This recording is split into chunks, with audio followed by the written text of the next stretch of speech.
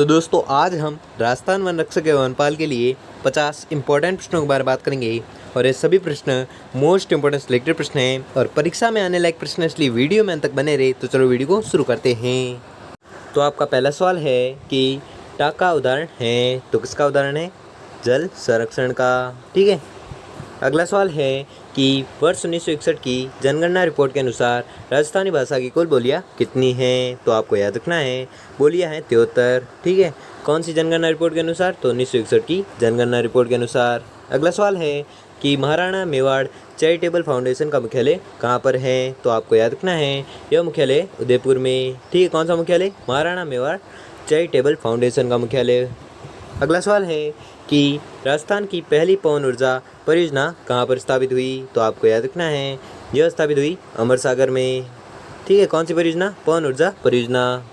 अगला सवाल है कि निम्न में से किस नदी को आकड़ा नारा रैणी के नाम से भी जाना जाता है? तो आपको याद रखना है यह जाना जाता है सरस्वती नदी को।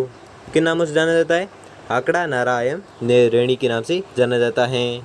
अगला सवाल है कि स्वामी दयानंद सरस्वती ने उदयपुर में निम्न में से कौन सी सामाजिक संस्था स्थापित की? तो आपको याद रखना है यह स्थापित की थी वैदिक मंत्रालय। ठीक है। वैदिक मंत्रालय सामाजिक संस्था की स्थापना किसने की? तो आपको याद रखना है यह की थी स्वामी दयानंद सरस्वती ने। अगला सवाल है कि खलजी मस्जिद, जिसे हजीरा वाली मस्जिद के नाम से भी जाना जाता है, यह किस जिले में स्थित है? तो आपको याद रखना है यह स्थित है नागौर जिले में। कौन सी मस्जिद? खलजी मस्जिद। अगला सवाल है कि आबू के परमाणु की वैभव युक्त राजधानी थी? तो आपको याद रखना है यह राजधानी थी चंद्रावती। ठीक है। अगला सवाल है कि पद्मश्री महेश राज सोनी की किस क्षेत्र में पहचान है? तो आपको याद रखना है इनकी पहचान है थेवा कला में। ठीक है। किसकी? पद्मश्री महेश राज सोनी की। अगला सवाल है कि सामाजिक सुधारक एवं विधिवेता हरविलास शारदा का जन्म कहाँ पर हुआ था? तो आपको याद रखना है यह हुआ था अजमेर में। ठीक है। अजमेर में किसका जन्म हुआ था? तो हरिविलास शारदा का जन्म हुआ था। यह सामाजिक सुधारक थे। अगला सवाल है कि आहू एवं परवन नदियाँ किसकी सहायक नदियाँ हैं? तो आपको याद रखना है यह सहायक नदियाँ हैं काली सिंध की। अगला सवाल है कि कौन सा युग्म सही नहीं है? तो आपको याद रखना है पचपदरा जैसलमेर, यह सही नहीं है युग्म। अगला सवाल है कि राजस्थान के किस जिले में सर्वाधिक अफीम का उत्पादन होता है? तो आपको याद रखना है सर्वाधिक उत्पादन होता है चित्तौड़गढ़ में। ठीक है। किसका उत्पादन होता है? अफीम का। कहाँ पर होता है? सर्वाधिक चित्तौड़गढ़ में होता है।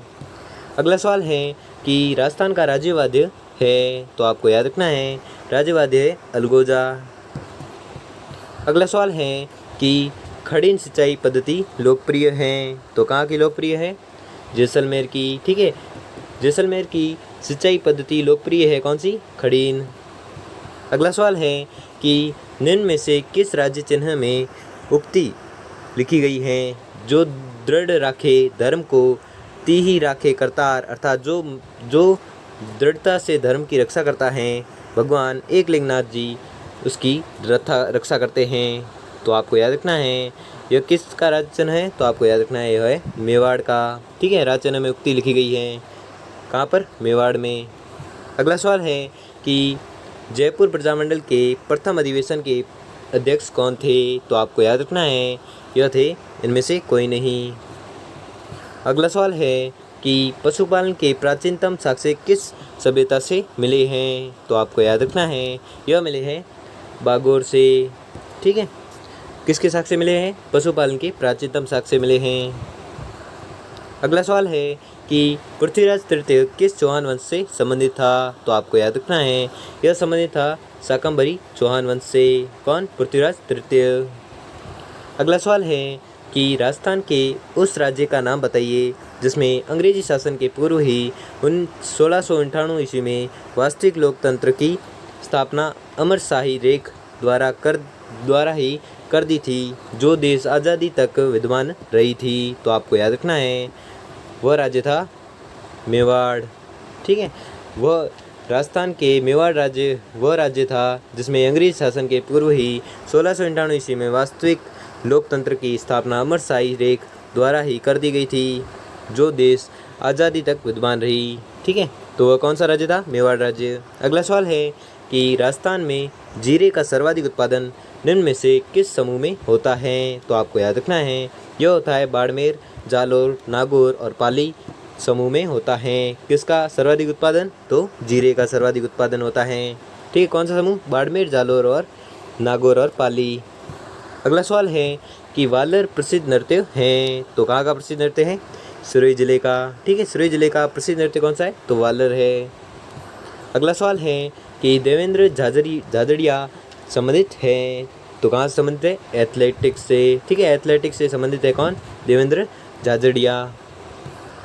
अगला सवाल है कि सती प्रथा पर प्रतिबंध लगाने वाली पहली राजपूत रियासत कौन सी थी? तो आपको याद रखना है वह रियासत थी बूंदी रियासत। ठीक है, बूंदी रियासत वह रियासत थी जो सती प्रथा पर प्रतिबंध लगाने वाली पहली राजपूत रियासत थी। अगला सवाल है कि सुमेलित युग्म नहीं है, तो कौन सा सुमेलित युग्म नहीं है? पृथ्वीराज विजय चंद्रवरदाई। तो पृथ्वीराज विजय किसने लिखा था? जैनक ने लिखा था, चंद्रवरदाई ने नहीं लिखा था, इसलिए आपका आंसर हो जाएगा पृथ्वीराज विजय चंद्रवरदाई। अगला सवाल है कि अजमेर मेरवाड़ा का राजस्थान में विलय हुआ था, तो कब हुआ था? 1 नवंबर 1956 को। ठीक है, 1 नवंबर 1956 को क्या हुआ था? तो अजमेर मेरवाड़ा का राजस्थान में विलय हुआ था। अगला सवाल है कि झालावाड़ राज्य में कौन सा शासक कला एवं संगीत का महान आश्रयदाता सिद्ध हुआ? तो आपको याद रखना है वह शासक था, इसका तो मेरे को पक्का आंसर नहीं पता है, इसलिए ये भी मेरे को आपको कमेंट करके ज़रूर बताना है। ठीक है, ठीक है, लास्ट में आपको पूछूंगा कि इसका जवाब क्या है, तो कमेंट में ज़रूर बताएं। जिसका सही हुआ उसको शाउट आउट मिलेगा। ठीक है, तो अगला प्रश्न देखते हैं। अगला सवाल है कि तकावी का अर्थ है, तो तकावी का अर्थ क्या है? कृषि कार्य के लिए कृषकों को राज्य द्वारा अग्रिम धनराशि देना। ठीक है, अगला सवाल है कि भगत आंदोलन संबंधित है, तो भगत आंदोलन किससे संबंधित है?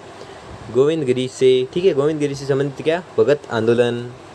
अगला सवाल है कि रागमाला का प्रसिद्ध चित्रकार डालू राजपुताना की किस शैली से संबंध है? तो आपको याद रखना है यह है मेवाड़ राज्य से। ठीक है, मेवाड़ शैली से संबंध है। किस चित्रकार का?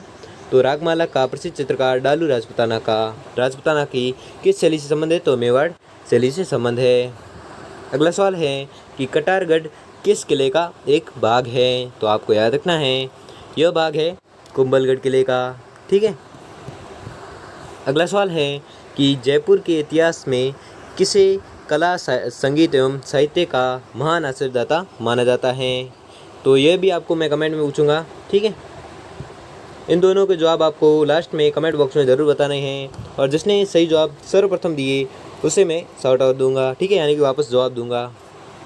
अगला सवाल है कि बेंगटी किस संत का पवित्र स्थल है? तो आपको याद रखना है बेंगटी है हड़बूजी का। ठीक है, हड़बूजी का पवित्र स्थल है। अगला सवाल है कि निम्न में से कौन सा अंगरक्षी का उपनाम है? तो आपको याद रखना है यह उपनाम है उपयुक्त सभी का। अगला सवाल है कि राजस्थान मौलाना अबुल कलाम आज़ाद अरबी फ़ारसी शोध संस्थान कहाँ स्थित है? तो आपको याद रखना है यह स्थित है टोंक ज़िले में। ठीक है, तो कौन सा संस्थान? राजस्थान मौलाना अबुल कलाम आज़ाद अरबी फ़ारसी शोध संस्थान। ठीक है, कहाँ पर स्थित है? टोंक में। अगला सवाल है कि राष्ट्रीय सरसों अनुसंधान केंद्र है, तो कहाँ पर है? सेवर में। अगला सवाल है कि डॉक्टर बलवंत राय मेहता समिति एवं अशोक मेहता समिति का संबंध किससे है? तो आपको याद रखना है यह संबंध है पंचायत राज सुधार से।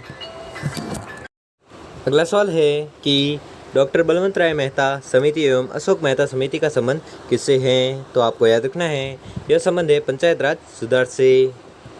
अगला सवाल है कि होली का त्यौहार मनाया जाता है, तो आपको याद रखना है यह मनाया जाता है फाल्गुन माह में। ठीक है, फाल्गुन माह में कौन सा त्यौहार मनाया जाता है? तो आपको याद रखना है होली का त्यौहार मनाया जाता है। अगला सवाल है कि विज्ञान के क्षेत्रों में किस शासक का योगदान उल्लेखनीय माना जाता है? तो आपको याद रखना है यह माना जाता है स्वाई जयसिंह का। ठीक है, स्वाई जयसिंह का योगदान उल्लेखनीय माना जाता है। किस क्षेत्र में? विज्ञान के क्षेत्र में। अगला सवाल है कि लोद्रवा किस जाति के लिए प्रसिद्ध है? तो आपको याद रखना है यह प्रसिद्ध है जैनी जाति के लिए। अगला सवाल है कि सुरई क्षेत्र में 8वीं से 10वीं शताब्दी के मध्य किसकी पूजा का प्रचलन था? तो आपको याद रखना है यह प्रचलन था, तो इसका भी उत्तर नहीं लिखा हुआ है, तो आपको यह भी आंसर कमेंट बॉक्स में कमेंट करके ज़रूर बताना है। ठीक है, तो कितने प्रश्न हो गए? 3 प्रश्न हो गए, और तीनों ही प्रश्न हमें कमेंट बॉक्स में कमेंट करके ज़रूर बताएं। अगला सवाल है कि डॉक्टर सलीम अली का संबंध है? तो आपको याद रखना है इनका संबंध है घना राष्ट्रीय पार्क से। ठीक है, अगला सवाल है कि कार्तिक महीने में चंद्रमा भागा का पशु मेला कहाँ आयोजित होता है? तो आपको याद रखना है यह आयोजित होता है झालरापाटन में। ठीक है, झालरापाटन में आयोजित होता है क्या?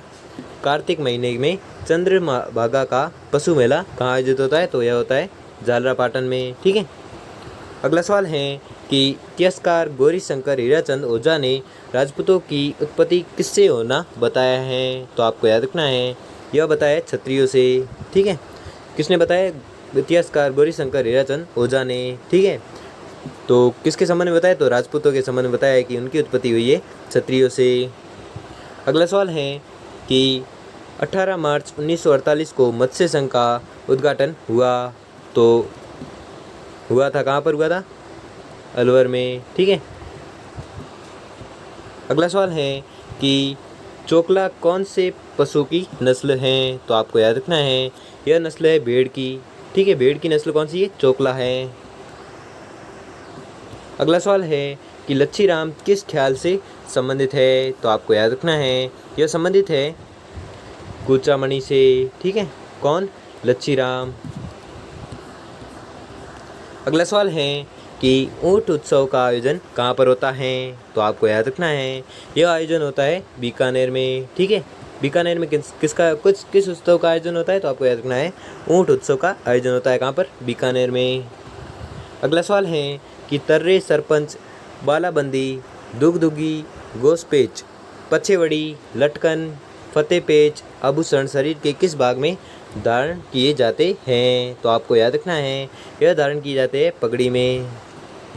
अगला सवाल है कि निम्न में से किस मंदिर को झारखंड बैजनाथ के नाम से जाना जाता है? तो आपको याद रखना है वह मंदिर है सारनेश्वर महादेव का मंदिर। ठीक है, जिसे झारखंड बैजनाथ का मंदिर के नाम से जाना जाता है। तो दोस्तों, आपको 50 प्रश्न दिए थे, जिसमें से आपने कितने प्रश्न सही किए हैं? और अगर आपने तीनों प्रश्नों का आंसर अभी भी दे दिया है तो बहुत अच्छा। और अगर आपको वीडियो अच्छा लगा हो तो वीडियो को लाइक और चैनल को सब्सक्राइब कर लीजिए। धन्यवाद।